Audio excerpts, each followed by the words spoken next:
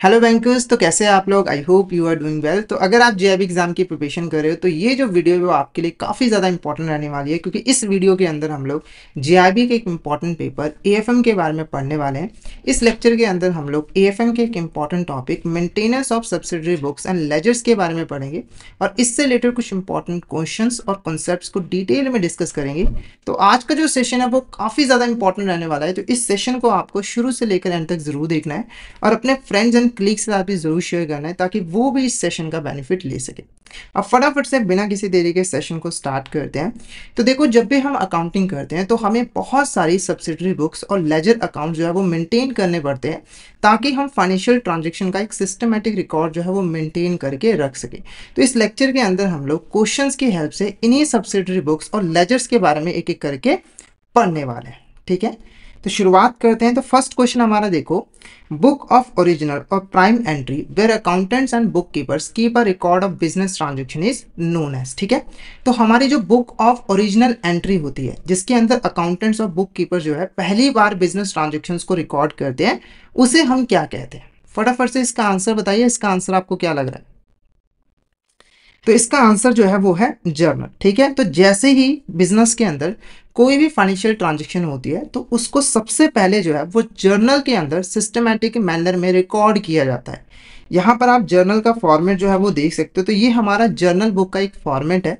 तो यहाँ पर हमारे डेट है, यहाँ पर पर्टिकुलर्स हैं, ये डेबिट है और ये यहाँ पर क्रेडिट है। ठीक है, तो इसमें हम डेट वाइज जो है वो ट्रांजेक्शन्स को सिस्टमैटिक मैनर में जो है वो रिकॉर्ड करके रखते हैं। ठीक है, अब इसको ओरिजिनल एंट्री की बुक क्यों कहा जाता है? क्योंकि देखो, जब भी कोई फाइनेंशियल ट्रांजेक्शन होती है तो पहली बार इसी बुक के अंदर इसे रिकॉर्ड किया जाता है, इसीलिए हम इसको बुक ऑफ ओरिजिनल एंट्री भी कहते हैं। ओके, नेक्स्ट क्वेश्चन देखो, what is the process called when business transactions are recorded into a journal? ठीक है, तो जब भी कोई फाइनेंशियल ट्रांजैक्शन होती है तो उसको हम पहली बार जर्नल के अंदर रिकॉर्ड करते हैं। ठीक है, तो ये जो रिकॉर्डिंग की प्रोसेस है इसे हम क्या कहते हैं? फटाफट से चार बॉक्स में मैसेज करके बताइए, इस प्रोसेस को हम क्या कहते हैं? तो इसका जो आंसर है वो है यहाँ पर journalising is a correct answer. Journalising is a correct answer. जैसे एग्जांपल के मान के चलिए, एक्सवाइजेड कंपनी है, ठीक है, उसने एक मशीन जो है वो परचेज की 50,000 रुपये की और उसने इसको सीधा जाकर जर्नल में रिकॉर्ड कर दिया। ठीक है, तो ये जो प्रोसेस फॉलो की गई है इसी को हम कहते हैं जर्नलाइजिंग। नेक्स्ट बात करते हैं, dash records business transaction in accounting system for an organisation. ठीक है, तो जो भी बिजनेस ट्रांजेक्शन्स है उसको हम कैसे यहाँ पर बुक्स ऑफ अकाउंट के अंदर जो है वो रिकॉर्ड करते हैं? तो इसका जो आंसर है वो है जर्नल एंट्री। जैसे अगर मैं आपको दिखाऊं तो ये जो जर्नल बुक है इसके अंदर ट्रांजेक्शन्स को रिकॉर्ड करके रखा गया है। तो एक सिस्टमैटिक मैनर में जो है वो ट्रांजेक्शन को रिकॉर्ड किया है। जैसे कि ये जो आपका जो अमाउंट इन्वेस्ट किया है ऑनर ने कंपनी के अंदर, तो इसको हमने ऐसे ही रिकॉर्ड नहीं कर दिया बल्कि हमने प्रॉपर जर्नल एंट्री जो है वो पास किया है। जो अकाउंट डेबिट होना है उसे डेबिट किया है, जो अकाउंट क्रेडिट होगा उसे हम यहाँ पर क्रेडिट जो है वो करें। तो ये जो एंट्री है ना, इसी को हम जर्नल एंट्री जो है वो कहते हैं। तो अकाउंटिंग के अंदर जितनी भी ट्रांजेक्शन्स होती हैं उसको आप जर्नल एंट्री की फॉर्म में ही जो है वो रिकॉर्ड करते हो। ठीक है, अब ये जो जर्नल एंट्री होती है ना, ये दो तरह की होती है। एक होती है सिंपल जर्नल एंट्री और एक होती है कंपाउंड जर्नल एंट्री। ठीक है, पहले अगर हम सिंपल जर्नल एंट्री की बात करें, सिंपल जर्नल एंट्री ऐसी जर्नल एंट्री होती है जिसके अंदर सिर्फ और सिर्फ दो अकाउंट ही यहाँ पर इन्वॉल्व होते हैं, एक होता है डेबिट और एक होता है क्रेडिट। जैसे कि एग्जाम्पल के मान के चले, एक एक्सवाइजेड कंपनी है, ठीक है, उसने अपने वर्कर्स को 50,000 रुपये वेजेस जो है वो पे किए। अब इसकी जर्नल एंट्री क्या होगी? तो वेजेस अकाउंट को हमें डेबिट करना है 50,000 रुपये से, ठीक है, और कैश अकाउंट को हमें क्रेडिट करना है 50,000 से। अब ये कैसे हुआ है डेबिट क्रेडिट, वो आगे हम यहाँ पर डिस्कस करेंगे। फिलहाल के लिए आप इस जर्नल एंट्री को देखिए। इसके अंदर सिर्फ दो ही अकाउंट इन्वॉल्व है, एक वेजेस अकाउंट और एक यहाँ पर कैश अकाउंट। एक डेबिट हुआ है और एक यहाँ पर क्रेडिट हुआ है। तो ये आपका सिंपल जर्नल एंट्री जो है वो कहलाता है। ठीक है, अब बात करते हैं कंपाउंड जर्नल एंट्री की। कंपाउंड जर्नल एंट्री के अंदर क्या होता है कि दो से ज्यादा अकाउंट जो है वो इन्वॉल्व होते हैं। जैसे एग्जाम्पल के मान के चलिए, एक्सवाइजेड कंपनी है, ठीक है, उसने यहाँ पर 20,000 की जो गुड्स है वो यहाँ पर परचेज की है। ओके, अब इसने जो पेमेंट है वो कैश में की है, तो इसको यहाँ पर 5% का जो डिस्काउंट है, मान लीजिए 10% का जो डिस्काउंट है वो यहाँ पर मिल गया। अब इसकी जर्नल एंट्री क्या होगी? देखो, सबसे पहले आपने 20,000 रुपये की गुड्स यहाँ पर परचेज की है, तो परचेज अकाउंट आपका यहाँ पर डेबिट हो जाएगा। ये मैं कर देता हूँ, परचेज अकाउंट डेबिट कितने अमाउंट से होगा? 20,000 रुपये से।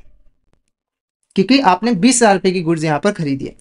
उसके बाद देखो कैश अकाउंट को आपको क्रेडिट करना है। आपने यहाँ पर कैश कितना पे किया, देखो पे करना था 20,000 रुपए, पर आपको 10% का यहाँ पर डिस्काउंट मिल गया, यानी कि 2,000 रुपए का डिस्काउंट मिल गया। तो कैश आपने एक्चुअली में कितना पे किया, 18,000 रुपए, ठीक है। उसके बाद ये जो आपको 2,000 रुपए का डिस्काउंट मिला है, इसको भी आप यहाँ पर क्रेडिट करोगे डिस्काउंट अकाउंट को 2,000 रुपए से, ठीक है। तो ये जो जर्नल एंट्री है ये आपकी कहलाएगी कंपाउंड जर्नल एंट्री। क्यों? क्योंकि आप देखोगे इस जर्नल एंट्री के अंदर 3 अकाउंट इन्वॉल्व है। एक अकाउंट तो हमारा डेबिट हो रहा है, परचेज अकाउंट, पर ये 2 अकाउंट जो है वो क्रेडिट हो रहे हैं। तो सिंपल सी बात है, अगर एक जर्नल एंट्री के अंदर सिर्फ 2 ही अकाउंट इन्वॉल्व है तो वो सिंपल जर्नल एंट्री हो गया। अगर 2 से ज्यादा अकाउंट इन्वॉल्व है तो वो आपका कंपाउंड जर्नल एंट्री जो है वो कहलाएगा है। क्लियर है आपको? नेक्स्ट बात करते हैं, according to the traditional approach accounts are classified into. तो अगर हम ट्रेडिशनल अप्रोच की बात करें तो अकाउंट्स को हम कैसे यहाँ पर क्लासिफाई जो है वो कर सकते हैं, ठीक है। तो इसका जो आंसर है वो है personal and impersonal is a correct answer. पहले आप अकाउंट का मतलब समझ लीजिए कि अकाउंट्स है क्या। देखो अकाउंट के अंदर हम बेसिकली किसी पर्टिकुलर ट्रांजेक्शन का रिकॉर्ड जो है वो मेंटेन करके रखते हैं, किसी स्पेसिफिक एक्टिविटी का। जैसे यहाँ पर कैश अकाउंट लिखा है, तो यहाँ पर क्या हुआ कि कैश से रिलेटेड जितनी भी ट्रांजेक्शन है उसको हमने सिस्टमैटिक मैनर में जो है वो रिकॉर्ड करके रखा हुआ है। तो ये आपका क्या कहलाता है, यहाँ पर कैश अकाउंट कहलाता है। और इनको हम लेजर भी कहते हैं। ऊपर आपने लेजर वर्ड देखा था, तो अकाउंट्स का दूसरा नाम क्या होता है, यहाँ पर लेजर होता है। तो अगर हम ट्रेडिशनल अप्रोच की बात करें तो जितने भी अकाउंट्स देखते हो आप अकाउंटिंग के अंदर, उसको हम ब्रॉडली 2 कैटेगरीज में डिवाइड जो है वो कर सकते हो। 2 कैटेगरी कौन सी है, एक है पर्सनल और एक है इम्पर्सनल, ठीक है। पहले अगर हम पर्सनल अकाउंट की बात करें तो पर्सनल अकाउंट बेसिकली किसी पर्सन के साथ जो है वो रिलेटेड होता है। जब हम किसी पर्सन का अकाउंट ओपन करते हैं अपनी बुक्स ऑफ अकाउंट के अंदर, तो वो आपका पर्सनल अकाउंट कहलाता है। जैसे मान के चलिए XYZ कंपनी है, ठीक है, उसने ABC कंपनी से क्रेडिट पे 50,000 रुपए की गुड्स जो है वो खरीदी, ठीक है, और इसने अपने बुक्स ऑफ अकाउंट के अंदर ABC का अकाउंट जो है वो ओपन किया ताकि वो ABC से रिलेटेड जितनी भी ट्रांजेक्शन्स हैं उसको रिकॉर्ड जो है वो कर पाए। तो ये जो कंपनी का अकाउंट है ये एक पर्सन का अकाउंट है, ठीक है। तो ये आपका पर्सनल अकाउंट जो है वो कहलाएगा, ठीक है। इसके अलावा मान के चलिए कंपनी ने एक राम नाम के बंदे से क्रेडिट पे जो है गुड्स परचेज किया और राम का अकाउंट ओपन किया, तो ये भी एक पर्सन है, तो ये भी आपका पर्सनल अकाउंट ही कहलाएगा। उसके बाद है इम्पर्सनल। अब देखो पर्सन के अलावा भी एक बिजनेस के अंदर बहुत सारे अकाउंट जो है वो ओपन करने पड़ते हैं। जैसे कि एग्जांपल के लिए जो एसेट्स का अकाउंट है, जैसे एक मशीन आपने यहाँ पर परचेज की, अब मशीन परचेज की है तो उसका भी तो रिकॉर्ड आपको रखना पड़ेगा ना कि कब मशीन खरीदी थी, कितनी अमाउंट में खरीदी थी, कितनी सेल कर दी, कितनी बची हुई है, ठीक है। तो जब आप एक मशीन का अकाउंट ओपन करते हो तो ये आपका इम्पर्सनल अकाउंट की कैटेगरी में जो है वो आ जाता है, क्योंकि ये किसी पर्सन के साथ जो है वो रिलेटेड नहीं। ऐसे मान के चलिए आपने यहाँ पर वेजेस पे किए, तो ये जो वेजेस अकाउंट है ये भी आपका इम्पर्सनल अकाउंट की कैटेगरी में जो है वो आ जाता है। तो पर्सन के अलावा एक कंपनी जो भी अकाउंट्स ओपन कर रही है वो आपके इम्पर्सनल अकाउंट के अंदर जो है वो आ जा रहे हैं। क्लियर है आपको? नेक्स्ट क्वेश्चन देखो, personal accounts are related with. तो पर्सनल अकाउंट का जो मतलब है मैंने आपको समझा दिया है। तो पर्सनल अकाउंट किसके साथ यहाँ पर रिलेटेड होते हैं, तो मेनली देखो पर्सन कौन हो सकते हैं, एक तो कस्टमर, ठीक है, और एक आपके यहाँ पर क्रेडिटर्स, वही आपके पर्सन हो सकते हैं ना, ठीक है। जैसे अगर मान के चलिए आपने एक राम पर्सन से 20,000 रुपए की जो गुड्स है वो क्रेडिट पे खरीदी है, 20,000 रुपए की गुड्स क्रेडिट पे खरीदी है, तो ये बेसिकली आपका क्रेडिटर हुआ। और इसका जो अकाउंट आप ओपन करोगे अपने बुक्स ऑफ अकाउंट के अंदर तो ये एक पर्सनल अकाउंट ही तो होगा, ठीक है। इसके अलावा अगर आपने अपने कस्टमर को क्रेडिट पे सामान बेचा है, सेल किए, तो कस्टमर का अकाउंट अपने बुक्स ऑफ अकाउंट के अंदर आप ओपन करोगे। मान के चले कस्टमर का नाम है श्याम, तो ये भी आपका पर्सनल अकाउंट ही होगा। तो जो आपका पर्सनल अकाउंट होता है वो बेसिकली कस्टमर और क्रेडिटर के साथ जो है वो रिलेटेड होता है। अब देखो जो पर्सनल अकाउंट्स होते हैं ना उसको हम फर्दर 3 कैटेगरीज में डिवाइड कर सकते हैं। कंफ्यूज नहीं होना है आपने। ट्रेडिशनल अप्रोच के अकॉर्डिंग हम अकाउंट्स को ब्रॉडली 2 कैटेगरीज में डिवाइड कर सकते हैं। एक होता है आपका पर्सनल अकाउंट और एक होता है इम्पर्सनल अकाउंट। उसके बाद आगे फर्दर जो पर्सनल अकाउंट्स होते हैं उसको हम 3 कैटेगरीज में डिवाइड कर सकते हैं। वो होते हैं natural personal accounts, artificial personal account, representative personal account, ठीक है। ऐसे ही इम्पर्सनल अकाउंट को भी हम 2 कैटेगरीज में डिवाइड कर सकते हैं। एक होता है आपका रियल अकाउंट और एक होता है यहाँ पर नॉमिनल अकाउंट, जिसके बारे में हम आगे जो है वो डिस्कस करेंगे, ठीक है। तो कंफ्यूज आपने बिल्कुल भी नहीं होना है। बात करते हैं नेचुरल पर्सनल अकाउंट की। देखो जब कोई कंपनी एक नेचुरल ह्यूमन बीइंग का अकाउंट अपने बुक्स ऑफ अकाउंट के अंदर ओपन करती है तो वो नेचुरल पर्सनल अकाउंट होता है। जैसे XYZ कंपनी है, उसने राम को 20,000 रुपये की जो गुड्स है वो क्रेडिट पे सेल किया, और राम का जो अकाउंट है वो अपने बुक्स अकाउंट के अंदर जो है वो ओपन किया। तो ये एक नेचुरल ह्यूमन बीइंग है जिसको गॉड ने बनाया, भगवान ने बनाया है, तो ये आपका नेचुरल पर्सनल अकाउंट कहलाएगा। उसके बाद आता है आपका artificial personal account. Artificial personal account क्या होता है? देखो, जब भी कोई कंपनी आर्टिफिशियल पर्सन का अकाउंट ओपन करेगी तो वो आर्टिफिशियल पर्सनल अकाउंट होगा। आर्टिफिशियल पर्सन कौन होता है? देखो, जितनी भी कंपनीज होती हैं, जितनी भी यहाँ पर कंपनीज होती हैं, वो आर्टिफिशियल पर्सन होती है। क्यों? क्योंकि देखो, जैसे ही कोई पर्सन कोई कंपनी बनाता है और उसे कंपनीज एक्ट के अंदर रजिस्टर करवाता है, तो वो जो कंपनी है वो एक सेपरेट एंटिटी जो है वो बन जाती है, एक सेपरेट पर्सन जो है वो बन जाता है। लॉ की नज़र में ये जो कंपनी है वो एक पर्सन है, एक यहाँ पर पर्सन है जिसके पास नॉर्मल ह्यूमन बीइंग जैसे ही राइट्स हैं, ऑब्लिगेशंस हैं, ठीक है। इसीलिए कंपनीज की जितनी भी एक्टिविटीज़ परफॉर्म की जाती है वो कंपनी के नाम पर ही जो है वो की जाती है, ठीक है। तो अगर आप किसी कंपनी का अकाउंट अपने बुक्स अकाउंट के अंदर ओपन करते हो तो ये आपका आर्टिफिशियल पर्सनल अकाउंट जो है वो कहलाता है। उसके बाद आता है representative personal account. Representative personal account यहाँ पर क्या होता है? देखो, रिप्रेजेंटेटिव पर्सनल अकाउंट किसी पर्सन के नाम पर नहीं होता है, किसी पर्सन के नाम पर नहीं होता है। बेसिकली वो जो अकाउंट होता है वो एक पर्सन या फिर ग्रुप ऑफ पर्सन को रिप्रेजेंट करता है। जैसे कि एग्जाम्पल के मान के चलिए, एक XYZ कंपनी थी, ठीक है, उसके यहाँ 20 वर्कर्स जो है वो काम करते थे, ठीक है, और XYZ कंपनी ने इन्हें 2 महीनों का जो वेजेस है वो यहाँ पर पे नहीं किया है, ठीक है। तो XYZ कंपनी ने आउटस्टैंडिंग वेजेस नाम का एक अकाउंट जो है वो ओपन किया, जिसके अंदर उसने रिकॉर्ड किया है कि 20 वर्कर्स को 2 महीनों की जो वेजेस है वो पे नहीं की गई है, ठीक है। तो ये जो अकाउंट है वो आपका रिप्रेजेंटेटिव पर्सनल अकाउंट है, क्योंकि देखो ये अकाउंट किसी पर्सन के नाम पर नहीं है, पर ये जो अकाउंट है ये 20 वर्कर्स यानी कि 20 पर्सन को रिप्रेजेंट कर रहा है, ठीक है। तो ये आपका आ जाता है रिप्रेजेंटेटिव पर्सनल अकाउंट के अंडर। क्लियर है आपको? आई होप आपको ये तीनों अकाउंट का जो मीनिंग है वो अच्छी तरीके से क्लियर हो गया होगा। नेक्स्ट बात करते हैं, which type of account represent tangible और intangible assets of a firm. तो कौन से ऐसे अकाउंट्स होते हैं जो कि कंपनी के जो एसेट्स होते हैं उनको रिप्रेजेंट करते हैं? तो इसका जो आंसर है वो है रियल अकाउंट। जैसे मैंने आपको बताया था कि जो इम्पर्सनल अकाउंट्स होते हैं उनकी भी 2 कैटेगरीज होते हैं, एक रियल अकाउंट्स और एक नॉमिनल अकाउंट्स, ठीक है। तो रियल अकाउंट्स बेसिकली क्या होते हैं? तो जब कोई कंपनी अपने एसेट्स का अकाउंट ओपन करती है, जैसे कि एक यहाँ पर कंपनी ने मशीनरी अकाउंट ओपन किया, ठीक है, ये एक एसेट का अकाउंट है, ठीक है, तो ये आपका रियल एसेट कहलाएगा। अब हमारी एक इनटेंजिबल एसेट्स भी होती है, जैसे कि अगर गुडविल की बात करें तो इनटेंजिबल एसेट है, तो अगर आप गुडविल का अकाउंट ओपन करोगे तो ये भी आपका रियल अकाउंट की कैटेगरी में ही आ जाएगा। तो कोई भी एसेट हो उसका अगर आप अकाउंट ओपन करोगे तो वो रियल अकाउंट्स की कैटेगरी में आ जाएगा, ठीक है। नेक्स्ट बात करते हैं, which type of account represent losses, expenses, income और गेन्स। कौन से ऐसे अकाउंट है जो कि लॉसेस को, एक्सपेंसेस को, इनकम्स को या फिर गेन्स को रिप्रेजेंट करते हैं? तो इसका जो आंसर है वो है नॉमिनल अकाउंट, ठीक है। तो अगर आप किसी एक्सपेंस का अकाउंट ओपन करते हो, जैसे आपने यहाँ पर वेजेस पे किया और आपने वेजेस का अकाउंट यहाँ पर ओपन किया है, तो ये वेजेस अकाउंट आपका नॉमिनल अकाउंट कहलाएगा। अगर आपको कोई इनकम हुई है, जैसे कि आपने सेल्स किया तो सेल्स का अकाउंट ओपन किया है, तो ये भी आपका नॉमिनल अकाउंट होगा। अगर आपको कोई लॉस हुआ है, आपको कोई प्रॉफिट हुआ है, उसका अगर आपने अकाउंट ओपन किया है तो वो आपका नॉमिनल अकाउंट की कैटेगरी में जो है वो आ जाएगा।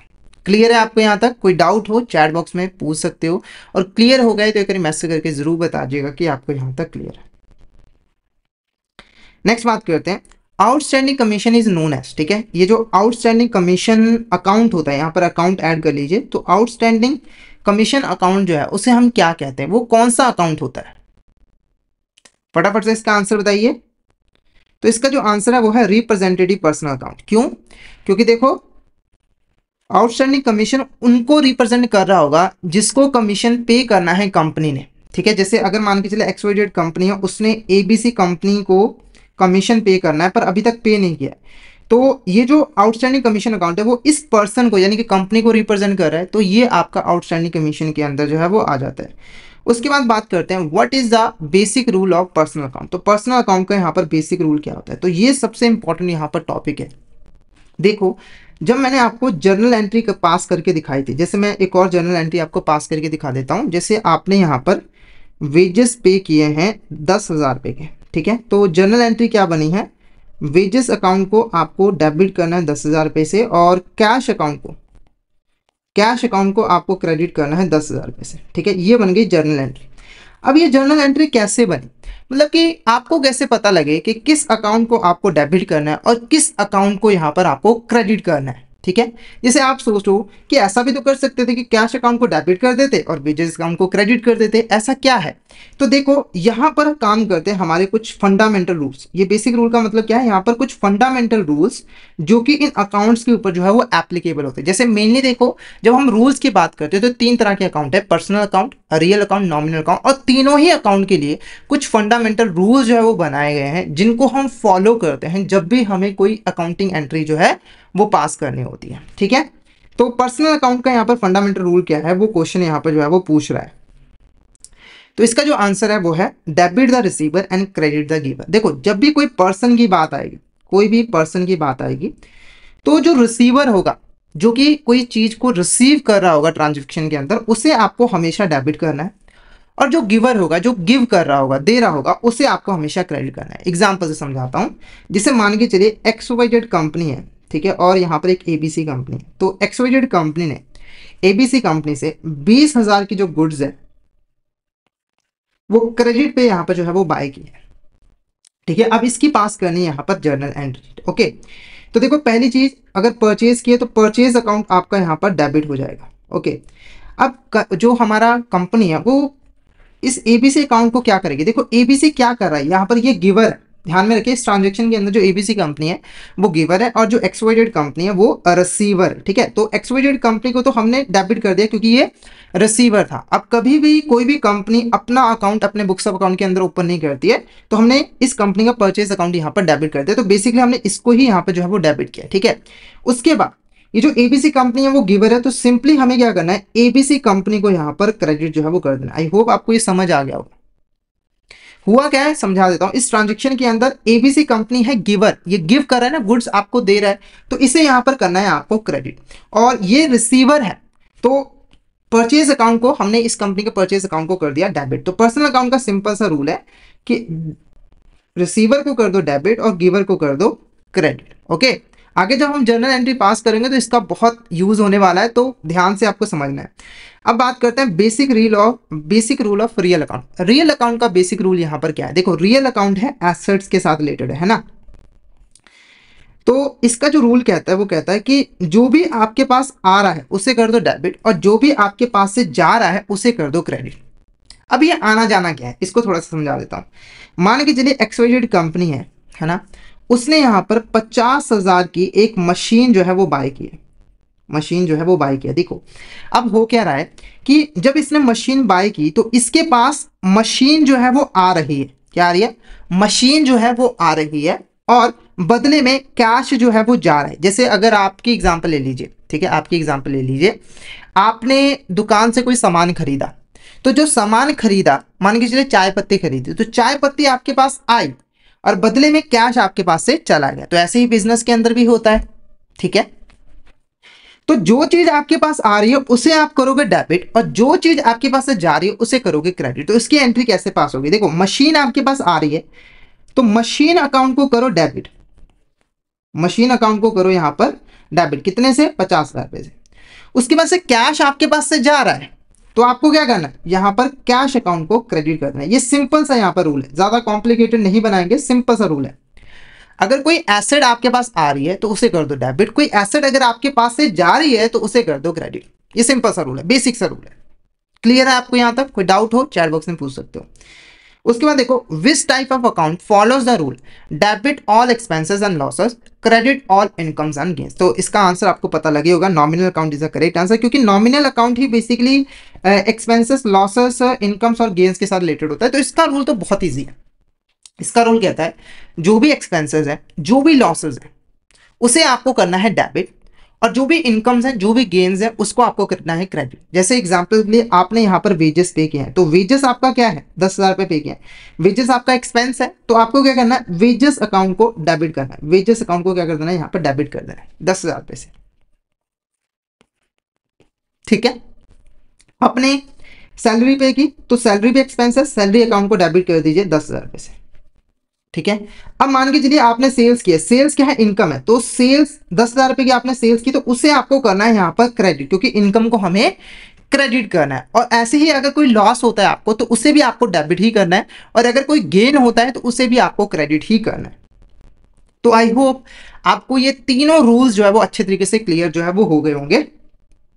तो अभी तक हम बात कर रहे थे ट्रेडिशनल अप्रोच की, और ज्यादातर आप देखोगे तो कंपनीज इसी को यहां पर फॉलो करती हैं।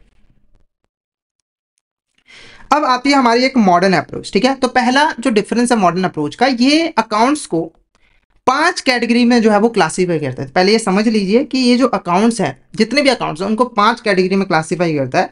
पहले जो टाइप है वो है कैपिटल अकाउंट। कैपिटल अकाउंट क्या होता है? देखो, ये बेसिकली कंपनी के जो ऑनर्स होते हैं ना, उसके साथ यहाँ पर जो है वो रिलेटेड होते हैं, या फिर अगर हम पार्टनरशिप की फॉर्म की बात करें तो जो पार्टनर्स होते हैं उनके साथ यहाँ पर जो है वो रिलेटेड होती है।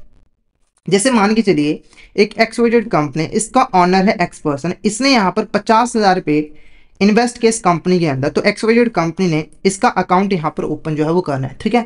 तो इसका जो अकाउंट होगा ना, वो आपका कैपिटल अकाउंट जो है वो कहलाएगा। क्या कहलाएगा? Capital account. तो जो भी ऑनर्स हैं, प्रोप्राइटर्स हैं, उनका जो अकाउंट्स होता है वो आपका कैपिटल अकाउंट जो है वो कहलाता है। और इसके अंदर आपके जो ड्रॉइंग्स अकाउंट्स होते हैं वो भी आ जाते हैं, क्योंकि वो पार्टनर या फिर ऑनर के साथ ही रिलेटेड होते हैं।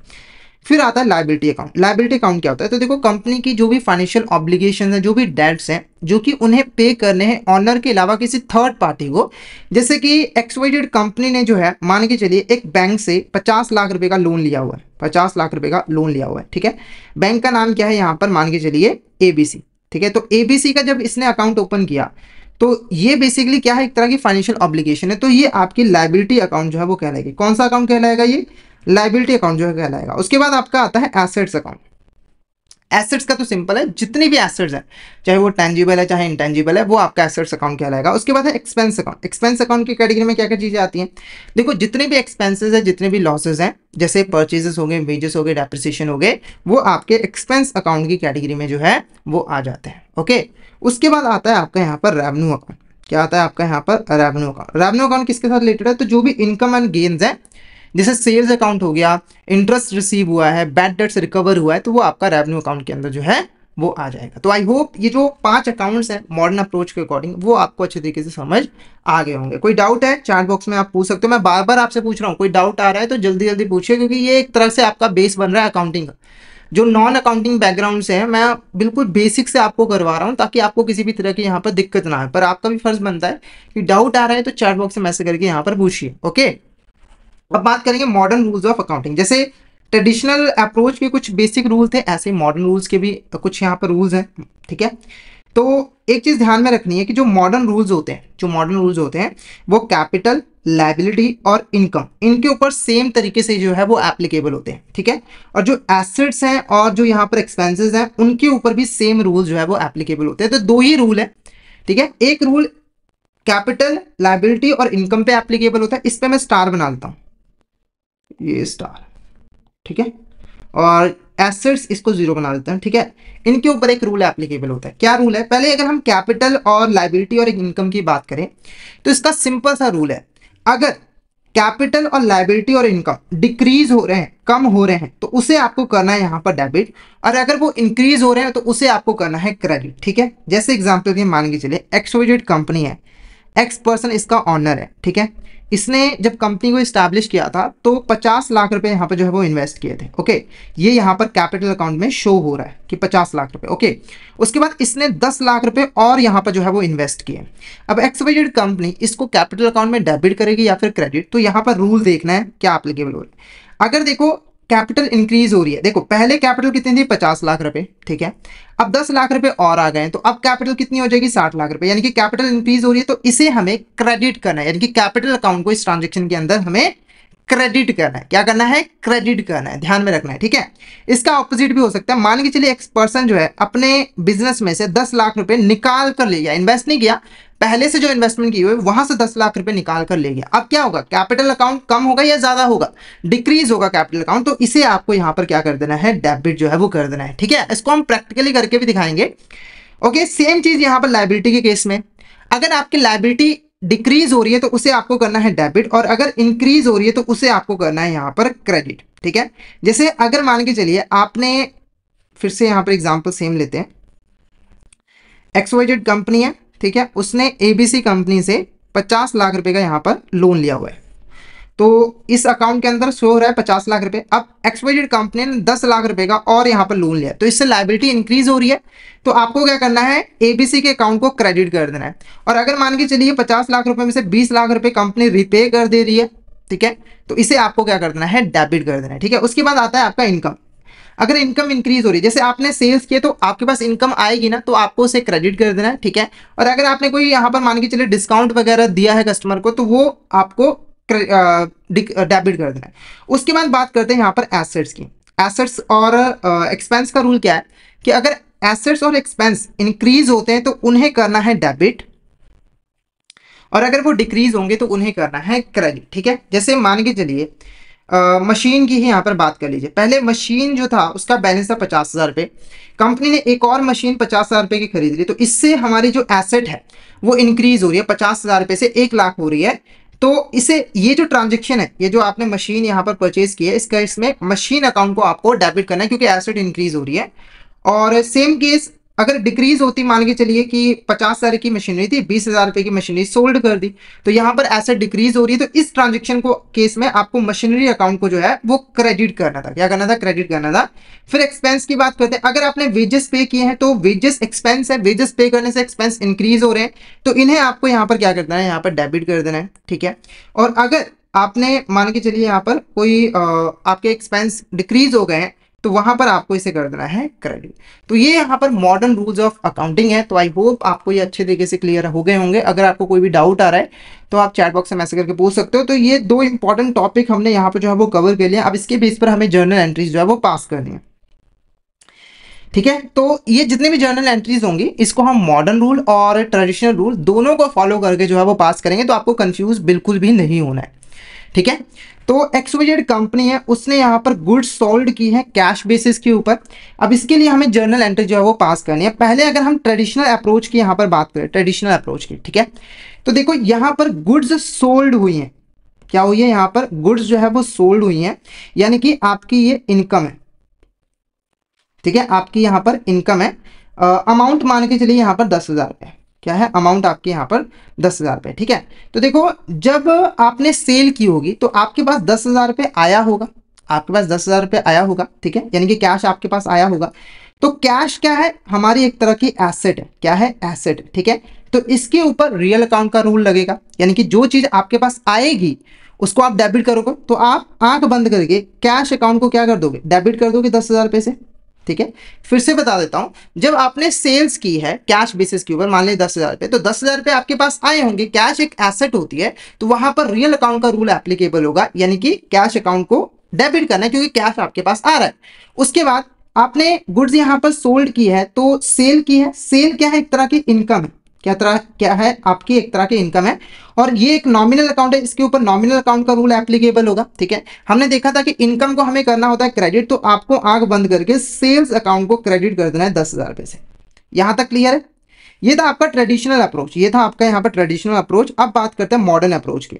मॉडर्न अप्रोच यहाँ पर कैसे काम करेगी, देखो पहले हम बात करते हैं एसेट की। कैश एसेट है, और एसेट का रूल क्या कह रहा था कि जब एसेट इंक्रीज होगी तो उसे डेबिट करना है, ठीक है। तो जब सेल्स करोगे कैश आपके पास आएगा, तो कैश अकाउंट का बैलेंस क्या होगा, इंक्रीज होगा, एसेट इंक्रीज होगा, तो इसे आप डेबिट कर दोगे, ठीक है। उसके बाद जितनी भी यहाँ पर आपने इनकम थी, अगर वो इंक्रीज होगी तो उसे हमें क्या करना है, क्रेडिट करना है। तो सेल्स हुई है तो इनकम इंक्रीज हुई है, तो इसे आप यहाँ पर क्रेडिट जो है वो कर दोगे। तो मैंने दोनों अप्रोचेस से आपको करके दिखा दिया है, तो इसका जो आंसर है वो डेबिट कैश और क्रेडिट सेल्स है, ओके। नेक्स्ट बात करते हैं, एक company paid rent expenses for month, what the journal entry correctly reflect this transaction. तो मान के चलिए ये जो रेंट एक्सपेंस पे किया गया है वो भी 10,000 रुपये का। हम कैलकुलेशन को थोड़ा सा इजी बना लेते हैं। देखो 2 चीजें इन्वॉल्व है, एक तो रेंट अकाउंट इन्वॉल्व है, ठीक है, और कौन सा अकाउंट है, कैश अकाउंट है, ठीक है, क्योंकि आपने यहाँ पर कैश जो है वो पे किया है। तो देखो पहले अगर हम रेंट की बात करें, तो रेंट क्या है, एक एक्सपेंस अकाउंट है, और एक्सपेंस अकाउंट का यानी कि नॉमिनल अकाउंट हुआ अगर हम ट्रेडिशनल अप्रोच की यहाँ पर बात करें, ठीक है। तो रेंट अकाउंट को हमें क्या करना है, डेबिट करना है 10,000 रुपये से, ठीक है, क्योंकि एक्सपेंसेस को हमें डेबिट करना होता है। उसके बाद कैश है, तो देखो जब आपने पे किया था कैश, तो कैश क्या है, आपका एसेट है, और एसेट यानी कि आपका रियल अकाउंट, ठीक है। रियल अकाउंट, अगर कोई चीज आपके पास से जा रही है, जैसे एसेट आपके पास से जा रही है, तो उसे क्या करना है, आपको क्रेडिट करना है। कैश आपके पास से जा रहा है, तो कैश को आपको क्या करना है, यहाँ पर क्रेडिट करना है। कितने अमाउंट से करना है, यहाँ पर 10,000 रुपये से। कितने से, यहाँ पर 10,000 रुपये से, क्लियर है? ऐसे आप मॉडर्न अप्रोच का यूज कर लीजिए। अगर एक्सपेंस इंक्रीज हो रहा है तो उसे आपको डेबिट कर देना है, और अगर एसेट डिक्रीज हो रही है तो उसे आपको क्रेडिट कर देना है। ठीक है, तो करेक्ट आंसर क्या रहेगा? रेंट को आपको डेबिट करना है और कैश अकाउंट को क्रेडिट करना है। ओके, क्लियर है आपको ये वाला?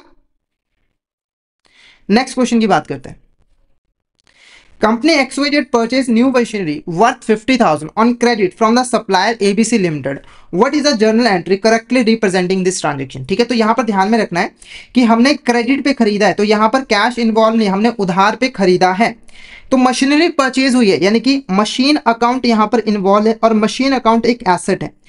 और अगर हम ट्रेडिशनल अप्रोच की बात करें तो जब हमारे पास एसेट्स आती है, व्हाट कम्स इन, जब हमारे पास एसेट्स आती है तो उसे हमें करना होता है डेबिट, तो मशीन अकाउंट को आपको डेबिट कर देना होता है। ठीक है, उसके बाद अब क्योंकि कैश इन्वॉल्व नहीं है, क्रेडिट पे हमने खरीदा है, तो ये जो एबीसी लिमिटेड है ना, इसे हमें यहाँ पर जो है वो क्रेडिट कर देना है। क्यों? क्योंकि देखो ये पर्सनल अकाउंट है, पर्सनल अकाउंट के ऊपर कौन सा रूल एप्लीकेबल होता है?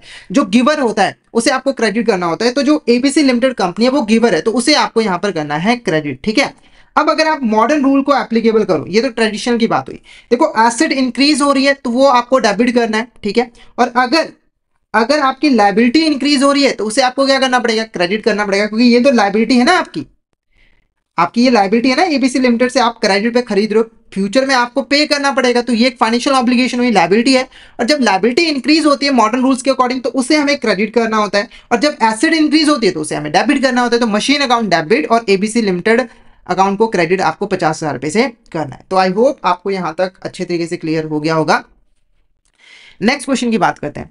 Dash are books of original entry, they are also known as special journals. ठीक है, तो ऐसी बुक्स, ठीक है, जिसमें हम पहली बार ट्रांजेक्शन्स को रिकॉर्ड करते हैं, ठीक है, और इनको हम स्पेशल जर्नल भी कहते हैं। देखो जर्नल का मतलब तो मैंने समझा दिया था आपको, कुछ यहाँ पर ना स्पेशल जर्नल भी होते हैं जिनको हम सब्सिडरी बुक के नाम से जो है वो जानते हैं। अब ये सब्सिडरी बुक्स है क्या, इसका काम क्या होता है? देखो हमारे बिजनेस के अंदर कुछ ऐसी ट्रांजेक्शन्स होती हैं जो कि रूटीन बेसिस पे होती है, मतलब बहुत जल्दी जल्दी फ्रीक्वेंट इंटरवल पे होती रहती है। जैसे कि देखो कैश की जो ट्रांजेक्शन है, हर दूसरी ट्रांजेक्शन में कैश इन्वॉल्व होता है। ठीक है, ऐसे ही परचेज की जो ट्रांजेक्शन होती है, हम परचेजेस बहुत ज्यादा करते हैं। जैसे मान लो अगर आप फर्नीचर में डील करते हैं तो फर्नीचर को हमें बहुत ज्यादा परचेजेस जो है वो करनी पड़ेगी। ठीक है, तो ये जो रूटीन की ट्रांजेक्शन होती हैं इसके लिए ना हम सेपरेटली एक यहाँ पर बुक्स ऑफ अकाउंट जो है वो मेंटेन कर लेते हैं, क्योंकि अगर हम इन्हें जर्नल में रिकॉर्ड करेंगे तो जर्नल हमारा काफी लेंदी हो जाएगा, काफी कॉम्प्लेक्स सिस्टम जो है वो बन जाएगा। तो ईजी बनाने के लिए जो ट्रांजेक्शन बहुत ज्यादा है उनके लिए हम एक अलग से ही बुक्स जो है वो बना लेते हैं, उनको ही हम सब्सिडरी बुक्स जो है वो कहते हैं। तो सब्सिडरी बुक्स के अंदर बेसिकली हमारी जो कैश बुक है, परचेज बुक है, सेल्स बुक है, purchase return book, sales book और जर्नल जो है वो आ जाते हैं। ये जो नॉर्मल जर्नल होता है ना वो है, ये बाकी ये स्पेशल जर्नल है जिनको हम सब्सिडरी बुक जो है वो कहते हैं। क्लियर है आपको? यहाँ तक कोई डाउट हो पूछ सकते हो। नेक्स्ट बात करते हो, what is the primary purpose of cash book? Cash book का प्राइमरी पर्पस यहाँ पर क्या होता है? तो ये एक तरह की यहाँ पर सब्सिडरी बुक है। नाम से आपको क्लियर हो गया होगा कि ये कैश के साथ जो है वो रिलेटेड होता है। देखो कैश बुक एक ऐसे सब्सिडरी बुक होती है जिसके अंदर हम लोग कैश और बैंक से रिलेटेड जितनी भी ट्रांजेक्शन्स होती है उसको जो है वो रिकॉर्ड करते हैं। बैंक से रिलेटेड क्यों? क्योंकि बैंक को भी हम कैश के जैसे ही यूज जो है वो कर सकते हैं। तो प्राइमरी पर्पस यहां पर क्या होता है कि कैश से रिलेटेड जितनी भी ट्रांजेक्शन होती है, यानी कि जो भी कैश आपके पास रिसीव हुआ होता है, जो भी आपने पेमेंट की होती है, उसे आपको जो है वो रिकॉर्ड करना होता है। ठीक है, और कैश बुक की एक खासियत मैं आपको बता दूं कि जो कैश बुक है वो अकाउंट के फॉर्मेट में जो है वो बनाया जाता है, यानी कि कैश बुक का एक यहाँ पर डेबिट कॉलम होता है और एक यहाँ पर क्रेडिट कॉलम होता है, और जिसकी वजह से हमें सब्सिडरी बुक से ही जर्नल का भी बेनिफिट मिल जाता है, साथ के साथ ये एक लेजर अकाउंट के जैसे भी जो है वो काम करता है। जैसे अगर हम बाकी सब्सिडरी बुक्स की बात करें, परचेज बुक या फिर सेल्स बुक, तो वहां पर ऐसे ट्रांजेक्शन को रिकॉर्ड नहीं किया था, वो नॉर्मल बुक के जैसे होता है कि ऐसे लाइन टू लाइन हमने रिकॉर्ड कर दी, उसके बाद इन ट्रांजेक्शन्स को हमें परचेज अकाउंट या फिर सेल्स अकाउंट में ट्रांसफर करना पड़ता है, यानी कि ये सिर्फ सब्सिडरी बुक का ही काम करता है। पर कैश बुक के केस में ऐसा नहीं है, कैश बुक सब्सिडरी बुक का भी काम करेगा, यानी कि पहली बार आप ट्रांजेक्शन को यहाँ पर रिकॉर्ड करोगे।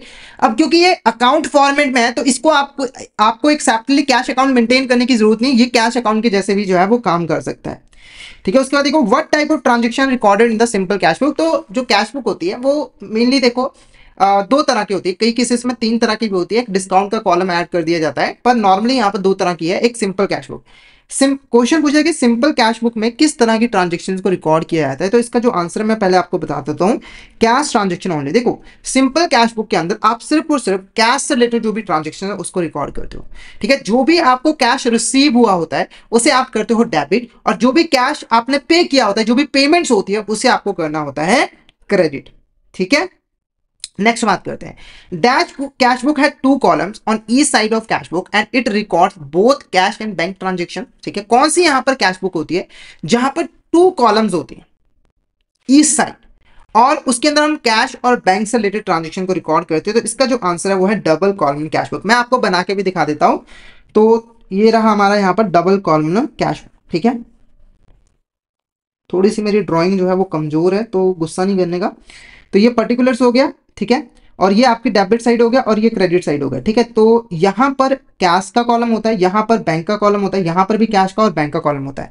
तो कैश से रिलेटेड जो भी ट्रांजेक्शन होती है वो इस कॉलम में रिकॉर्ड किया जाता है, अगर कैश रिसीव हुआ है तो डेबिट साइड, और बैंक से रिलेटेड जो भी ट्रांजेक्शन होती है वो इस साइड रिकॉर्ड किया जाता है। अगर बैंक का बैलेंस इंक्रीज हुआ है तो वो डेबिट साइड, और अगर कैश पे किया है तो इधर क्रेडिट साइड, और अगर बैंक से पेमेंट किया तो इधर। तो कैश बुक के अंदर हम लोग बैंक का कॉलम भी जो है वो इंक्लूड कर लेते हैं, ताकि हम दोनों का रिकॉर्ड जो है वो मेंटेन करके रख सके। ऐसा जरूरी नहीं है कि कंपलसरी है, कंपनी के अपने हिसाब से कर सकती है। उसके बाद small payments are recorded in book call. देखो स्मॉल पेमेंट्स क्या है यहाँ पर, देखो किसी कंपनी की अगर हम बात करें तो वहां पर कैश से रिलेटेड ट्रांजेक्शन बहुत सारी, जैसे आपने कोई मशीन परचेज कैश पे किया, आपने गुड्स परचेज की कैश पे किया, आपने वेजेस पे की कैश पे किया, आपने सैलरीज पे की कैश पे किया, ठीक है। पर कुछ ऐसे भी एक्सपेंसेस होते हैं जो कि बहुत ही स्मॉल नेचर के होते हैं, छोटे से खर्चे, जैसे कि मान के चलिए ऑफिस में कोई बंदा आ गया था तो उसको आपने चाय पिला दी।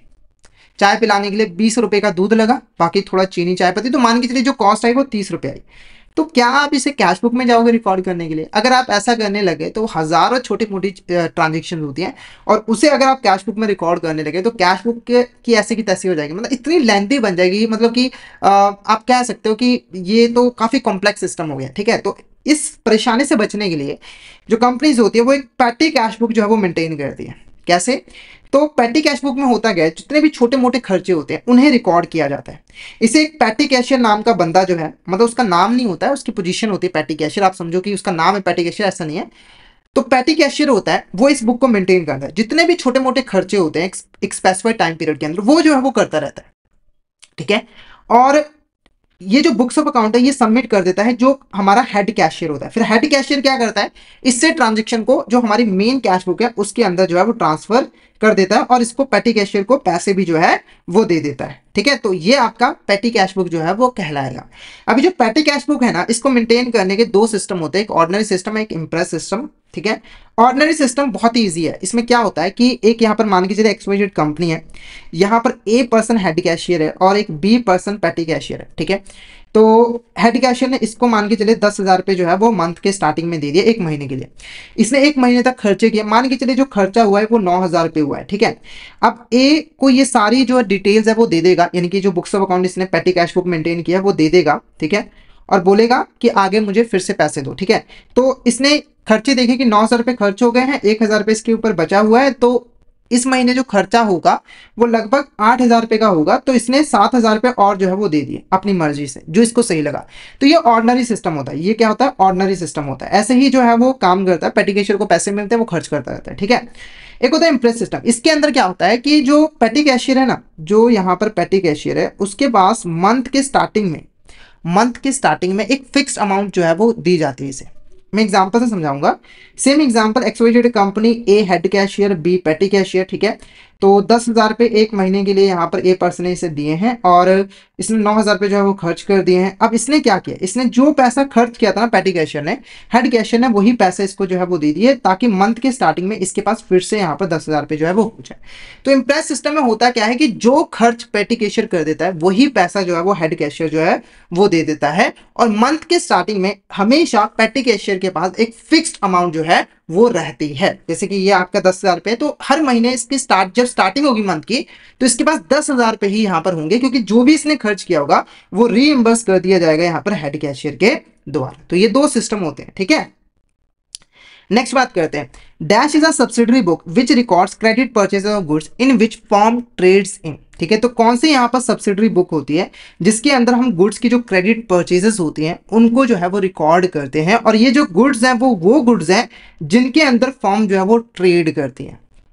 तो इसका जो आंसर है वो है परचेज बुक। ठीक है, ये काफी इंपॉर्टेंट कॉन्सेप्ट है, इसको थोड़ा सा मैं डिटेल में आपको समझाना चाहूंगा। सबसे पहले ना आपको गुड्स का मतलब समझना है। देखो, अगर मैं आपसे पूछूं गुड्स का मतलब, आप कहोगे सामान। क्या कहोगे? सामान। ये नॉर्मल भाषा है। जैसे कोई यहाँ पर आपने चीनी खरीदी, कोई आपने आटा खरीदा, आपने बाइक खरीदी, तो वो क्या है? गुड्स हो गया, सामान हो गया। ठीक है, पर बिजनेस के केस में ऐसा नहीं होता है। बिजनेस के केस में ऐसा नहीं होता है। आपको क्यों? बिजनेस के केस में क्या होता है? उनकी अलग भाषा नहीं, उनकी अलग भाषा, उनकी अकाउंटिंग की भाषा है।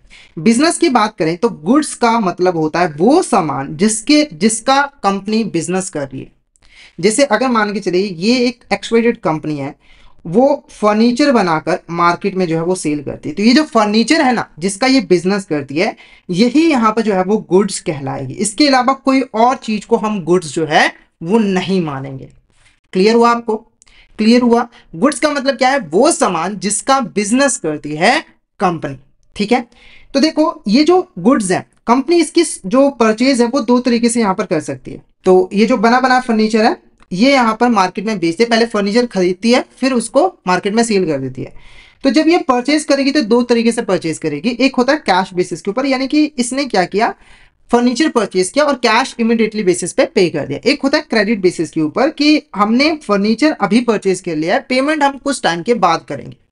जैसे आपने कई बार दुकानों पे देखा होगा कि यहाँ पर उधार बंद है। वो क्यों होता है? क्योंकि कुछ ग्राहक कस्टमर ऐसे होते हैं कि वो हर चीज उधार पे खरीदते हैं। ठीक है, तो कंपनी भी हो सकती है कि वो उधार पे कोई सामान जो है वो खरीद रही है। ठीक है, तो ये जो क्रेडिट परचेजेस होते हैं गुड्स की, इन्हें हम रिकॉर्ड करते हैं परचेज बुक के अंदर। ठीक है, और जितने भी यहाँ पर कैश परचेजेस होते हैं गुड्स की, उसे परचेज बुक में रिकॉर्ड जो है वो नहीं किया जाता है। और अगर कोई यहाँ पर एसेट्स भी खरीदी जाती हैं, चाहे वो क्रेडिट पे है चाहे कैश बेसिस पे है, उन्हें भी परचेज बुक के अंदर जो है वो रिकॉर्ड नहीं किया जाएगा। जैसे मैं आपको एक सिंपल से एग्जांपल देता हूँ, मैं आपको 2-3 ट्रांजेक्शन बताता हूँ और आपने बताना है कि कौन सी ट्रांजेक्शन यहाँ पर रिकॉर्ड होगी। तो मान लीजिए एक्सवाइजेड कंपनी है, वो फर्नीचर खरीद कर मार्केट में सेल करते, तो ये हुआ गुड्स। तो एक्सवाइजेड कंपनी ने 50,000 रुपए के फर्नीचर खरीदे और कैश यहाँ पर पे कर दिया। एक्सवाइजेड कंपनी ने 50,000 रुपए के फर्नीचर पे किए, खरीदे। ठीक है, क्रेडिट के ऊपर, यानी कि पेमेंट उसने बोला 3 महीनों के बाद हम कर देंगे। ठीक है, उसके बाद एक्सवाइजेड कंपनी ने एक एसेट यहाँ पर जो है वो परचेज किया कैश बेसिस के ऊपर 50,000 रुपए की। तो कौन सी ट्रांजेक्शन यहाँ पर रिकॉर्ड होगी परचेज बुक के अंदर? तो इसका जो आंसर रहेगा वो रहेगा ये वाला, यानी कि जो क्रेडिट परचेज की है ना गुड्स की, वही सिर्फ यहाँ पर परचेज बुक में जो है वो रिकॉर्ड किया जाएगा। और इसको हम इनवॉइस बुक भी यहाँ पर जो है वो कहते हैं, या फिर बोट बुक भी कहते हैं। उसके बाद देखो, dash is a subsidiary book which records credit sales and goods in which firm trade in. ठीक है, तो कौन सी यहाँ पर सब्सिडरी बुक है जिसके अंदर हम लोग क्रेडिट सेल जो है वो रिकॉर्ड करते हैं गुड्स की। गुड्स का मतलब मैंने ऑलरेडी आपको समझा दिया है। अब देखो, अगर मान के चले एक्सवाइजेड कंपनी क्रेडिट पे फर्नीचर बाय कर सकती है, तो क्रेडिट पे सेल भी तो कर सकती है ना। अगर खुद वो क्रेडिट पे बाय कर सकती है, तो सामने वाला बंदा अगर आएगा बोलेगा कि यार मेरे को उधार पे दे दो, मेरी थोड़ी तंगी चल रही है, तो क्या ये सेल नहीं करेगी? हाँ, सेल करेगी। तो क्रेडिट पे ये जो भी गुड्स की सेल करती है, गुड्स का मतलब आपको बता दिया मैंने, उसको हम सेल्स बुक में जो है वो रिकॉर्ड करते हैं। और जो भी कैश सेल्स होती हैं, ठीक है, या फिर अगर आपने किसी एसेट की सेल की है, तो उसको आप यहाँ पर रिकॉर्ड जो है वो नहीं करते हो। ठीक है, अब आपके दिमाग में क्वेश्चन जरूर आया होगा कि सर क्रेडिट को तो आपने रिकॉर्ड कर लिया, तो क्या हम जो कैश सेल्स होती हैं, कैश परचेजेस होते हैं, उसको हम रिकॉर्ड ही नहीं करते हो? तो ऐसा बिल्कुल भी नहीं है, रिकॉर्ड करते हैं। कोई ऐसी ट्रांजेक्शन नहीं है जिसको हम रिकॉर्ड नहीं करते, रिकॉर्ड करते हैं। पर उनके लिए हम परचेज अकाउंट, जैसे कैश परचेज है तो परचेज अकाउंट हम बना लेते हैं।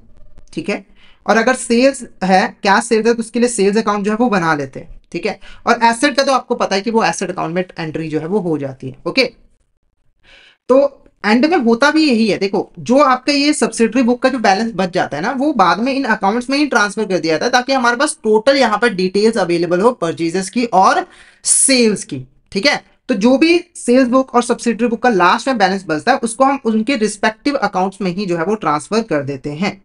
इसके अलावा आपका यहाँ पर एक परचेज रिटर्न बुक भी यहाँ पर होता है और एक सेल्स रिटर्न बुक भी रहता है। परचेज रिटर्न बुक क्या है? देखो, आपने जो यहाँ पर क्रेडिट परचेजेस किए थे, गुड्स की बात कर रहा हूं मैं यहाँ पर, ध्यान में रखना, जो भी आपने गुड्स की क्रेडिट परचेज किए थे, हो सकता है ना कि आप उसको रिटर्न कर दो। हो सकता है ना कि आपको प्रोडक्ट अच्छा नहीं लगा, जाइए मेरे को नहीं चाहिए, आप वापस ले जाइए इसको। तो जो भी यहां पर आपने क्रेडिट पे खरीदा था, अगर आप उसे रिटर्न कर दे रहे हो तो वो रिकॉर्ड होगी परचेज रिटर्न बुक में। और ध्यान रखना है कि अगर कोई कैश परचेजेस आपने की थी गुड्स की, या फिर आपने एसेट्स परचेज किया था और उसको आपने रिटर्न किया, तो उसे आप इसके अंदर रिकॉर्ड नहीं कर सकते। सिर्फ और सिर्फ जो क्रेडिट परचेजेस की थी, वो जो आपने रिटर्न की थी, वही यहाँ पर रिकॉर्ड होगी। सेम केस यहाँ पर सेल्स रिटर्न बुक पे भी एप्लीकेबल होता है, ठीक है। तो आपने यहाँ पर जो भी क्रेडिट सेल्स की थी, आपने यहाँ पर जो भी क्रेडिट सेल्स की थी गुड्स की, क्रेडिट सेल्स की थी गुड्स की, उसे आप सेल्स रिटर्न बुक में जो है वो रिकॉर्ड करते हैं। अगर जो कस्टमर है उसने यहाँ पर उससे रिटर्न जो है वो कर दिया, और अगर कोई कैश सेल्स की थी उसका रिटर्न आ गया है, या फिर आपने कोई एसेट सेल किया तो उसका रिटर्न आ गया, तो वो आप इस बुक के अंदर जो है वो रिकॉर्ड नहीं करते हो। क्लियर है आपको यहाँ तक? कोई डाउट हो तो आप फटाफट से चैट बॉक्स में मैसेज करके पूछ सकते हो। नेक्स्ट क्वेश्चन की बात करते हैं, total amount of purchase book is posted to the. देखो जो परचेज बुक है, जैसे मान के चलिए एग्जांपल पे एक यहाँ पर परचेज बुक है और लास्ट में उसका जो बैलेंस बचा वो बचा 5 लाख रुपए का, तो ये जो बैलेंस है वो कहाँ पे ट्रांसफर जो है वो किया जाता है? फटाफट से इसका आंसर बताइए, इसका आंसर आपको क्या लग रहा है? ये कहाँ पे जो है वो ट्रांसफर किया जाता है? फटाफट से इसका आंसर जो है वो मुझे बता दीजिए, फटाफट से बताइए। तो इसका जो आंसर है वो है purchase account. Purchase account is a correct answer. जैसे मैंने आपको स्टार्टिंग में बताया था कि आपका जो परचेज बुक है और जो सेल्स बुक है, परचेज बुक और सेल्स बुक, उनका लास्ट में जो बैलेंस होता है वो क्रेडिट सेल्स और क्रेडिट परचेज का बैलेंस होता है, और उन्हें हमें रिस्पेक्टिव अकाउंट यानी कि परचेज अकाउंट, परचेज बुक का बैलेंस परचेज अकाउंट में, सेल्स बुक का बैलेंस जो है वो सेल्स अकाउंट में जो है वो ट्रांसफर करना रहता है। क्लियर है आपको? तो ये हमारे यहाँ पर चैप्टर था maintenance of cash subsidiary book और लेजर अकाउंट्स, ठीक है। तो आई होप आपको ये अच्छे तरीके से क्लियर हो गया होगा। अगर आपको कोई डाउट आता है तो आप चैट बॉक्स में मैसेज करके पूछ सकते हो। तो हमने बेसिकली क्या पढ़ा? हमने ये पढ़ा कि अकाउंटिंग के अंदर जो बुक्स ऑफ अकाउंट है वो कैसे यहाँ पर मेंटेन किए जाते हैं, ठीक है। सबसे पहले हम यहाँ पर एक जर्नल बुक जो है वो बनाते हैं, जिसके अंदर पहली बार ट्रांजेक्शन को जो है वो रिकॉर्ड किया जाता है, ठीक है। अब एक इस जर्नल के अलावा कुछ हमारे स्पेशल जर्नल भी होते हैं जिसको हम सब्सिडरी बुक कहते हैं। उसके बाद हम यहाँ पर कुछ लेजर अकाउंट जो है वो प्रिपेयर करते हैं, ठीक है। और इन अकाउंट्स को हम ट्रेडिशनल अप्रोच, मॉडर्न अप्रोच के अकॉर्डिंग जो है वो क्लासीफाई जो है वो कर सकते हैं, ठीक है। ट्रेडिशनल अप्रोच के अंदर हम 2 कैटेगरीज के अंदर क्लासिफाई कर सकते हैं, पर्सनल, इम्पर्सनल। मॉडर्न अप्रोच के अंदर 5 कैटेगरीज में जो है वो क्लासिफाई कर सकते हैं। उसके बाद ट्रांजेक्शंस को रिकॉर्ड करने के जो रूल्स हैं वो भी 2 हैं, ट्रेडिशनल रूल्स है, एक है मॉडर्न रूल्स है। दोनों को हमने डिस्कस कर लिया, उसके हिसाब से हमने जर्नल एंट्री भी यहाँ पर पास करनी सीख ली है। तो अगर आपको यहाँ तक किसी भी पॉइंट में, किसी भी जर्नल एंट्री में डाउट हो तो आप चैट बॉक्स में मैसेज करके पूछ सकते हो। और क्लियर हो गया तो एक चैट बॉक्स में मैसेज करके जरूर बताइएगा। और अगर आप सिस्टमैटिक वे में एएफएम सब्जेक्ट की प्रिपरेशन करना चाहते हो तो आप हमारे कोर्सेज में एनरोल कर लीजिए, क्योंकि देखो आप एग्जाम को तभी क्लियर कर सकते हो क्योंकि अगर आप तैयारी अभी से स्टार्ट करो, और आपको एक ऐसा प्लेटफॉर्म चाहिए जहां पर आपको सारा का सारा जो सिलेबस है अपडेटेड फॉर्म में इजी लैंग्वेज में जो है वो मिल जाए, ठीक है, ताकि आप अच्छे तरीके से प्रिपरेशन कर सको। तो हमारा कोर्स आपके लिए बेस्ट कोर्स रहेगा। तो हमारे कोर्सेज के अंदर हम आपको प्रोवाइड करवाते हैं क्वेश्चन वीडियोस जो कि हमारे हिंदी और इंग्लिश लैंग्वेज के मिक्स में अवेलेबल होते हैं, और इन वीडियोस की जो ड्यूरेशन होती है वो काफ़ी कम होती है, जिससे आप बहुत कम टाइम में एएफएम की प्रिपरेशन कर सकते हो, ठीक है। और इन वीडियोस के अंदर आपको क्वेश्चंस मिलते हैं जिससे आपकी प्रैक्टिस भी हो जाती है, और हम कॉन्सेप्ट भी साथ के साथ जो है वो क्लियर करवाते हैं, जैसे मैंने अभी इसमें करवाया, ठीक है। और हम आपको mock test, mega mock test भी प्रोवाइड करते हैं, और प्रीवियस ईयर क्वेश्चंस भी प्रोवाइड करते हैं, ताकि आप इजीली यहाँ पर रिवीजन जो है वो कर सको, प्रैक्टिस भी कर सको। और ये जो लाइव क्लासेस होती हैं वो आपको रिकॉर्डेड फॉर्म में भी मिल जाती है। तो अगर आप लाइव सेशन को अटेंड नहीं भी कर पाते हो तो आप जब चाहे उन क्लासेस को गो थ्रू जो है वो कर सकते हो, ठीक है। तो आप फटाफट से हमारे कोर्स में एनरोल कर लीजिए, ठीक है। और अगर आप कोर्स में एनरोल करना चाहते हो तो हमारे जो ऐप है वो आपको प्ले स्टोर, ऐप स्टोर दोनों ही जगहों पे मिल जाएंगे। आपको जस्ट टाइप करना है लर्निंग सेशन आईबीएम एग्जाम्स, और इन ऐप के थ्रू आप हमारे कोर्सेज में एनरोल जो है वो कर सकते हो।